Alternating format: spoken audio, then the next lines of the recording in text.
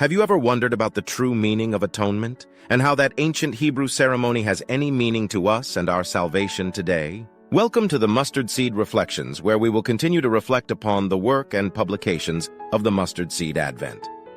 Today's highlight reviews Derek West's teachings in his publication called Atonement and Amazingly Sufficient Grace in the section called Holy Smoke.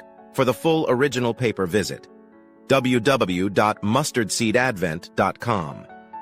In our earlier videos, we examined the purifying role of fire within the atonement ceremony, which Derek illustrated in depth the significance of sanctification by fire. He noted that Joshua the high priest symbolizes a brand plucked out of the fire. This concept shows how Christ retrieves those in distress. As stated in the Bible, is not this a brand plucked out of the fire? Zechariah 3:2. But how does this relate to us today? Derek teaches, being described as a brand plucked out of the fire.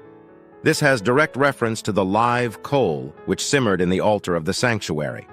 He teaches that Joshua represents one who comes out of the furnace of affliction with a purifying efficacy for intentional sin. He quotes Isaiah 6:7 to capture this point.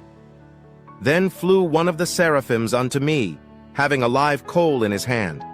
And he laid it upon my mouth, and said, Lo, this hath touched thy lips, and thine iniquity is taken away, and thy sin purged. Fire as a means of cleansing.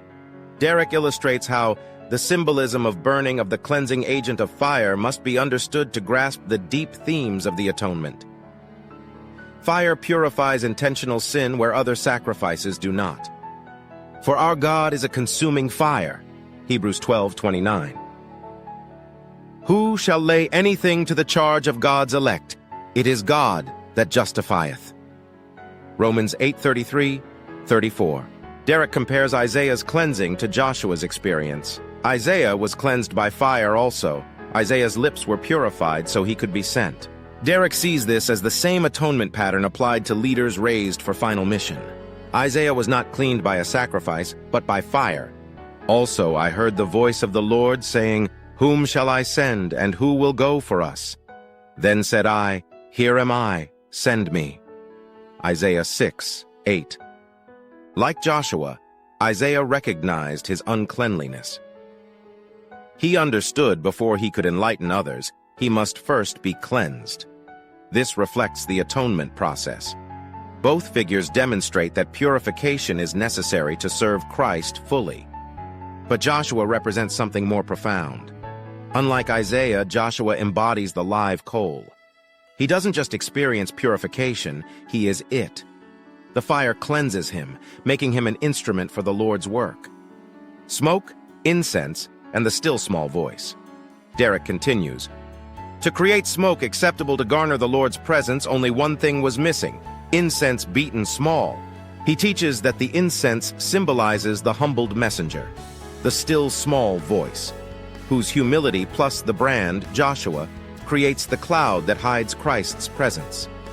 And he shall take a censer full of burning coals, and his hands full of sweet incense beaten small, that the cloud of the incense may cover the mercy seat. Leviticus 16:12-13. The midnight cry, the smoke, and the harvest. Derek also makes this revelation. But before Christ can make his invisible return, he requires the smoke. The midnight cry will accompany a supernatural validation that awakens both wise and foolish, separates the foolish, and signals a shift from the work in Laodicea to harvesting Jerusalem, the 144,000. But before Christ can make his invisible return, he requires the smoke. Behold, the bridegroom cometh, go ye out to meet him. Matthew 25:6. And I looked, and behold, a white cloud, and in his hand a sharp sickle. Revelation 14:14-15.